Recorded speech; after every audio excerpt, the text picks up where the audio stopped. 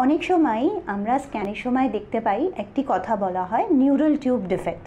Neural tube defect একটি এরকমই সমস্যা যেখানে বাচ্চার যখন ব্রেন আর স্পাইনাল কর্ড হচ্ছে, এই যে টিউবটা ফর্মেশন হচ্ছে, এটা প্রেগনেন্সির প্রথম মাসের মধ্যে যদি বন্ধ না হয় তখন সেটাকে আমরা নিউরাল টিউব ডিফেক্ট বলি। নিউরাল টিউব ডিফেক্ট অনেক প্রকারের হয়। এক্রেনিয়া বা অ্যানেনকেফেলি, যেখানে মাথাটা ঠিক করে হয় না, অ্যানেনকেফেলি বা আরও অন্য রকমেরও হতে পারে। ডিপেন্ডিং অন কী টাইপের নিউরাল টিউব ডিফেক্ট বাচ্চার, সেই রকম প্রগনোস্টিকেশন করা উচিত।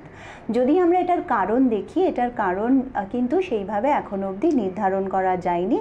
এনভায়রনমেন্টাল কারণ প্লাস কিছু পলিজেনিক জেনেটিক ফ্যাক্টরস এটার জন্যে দায়ী।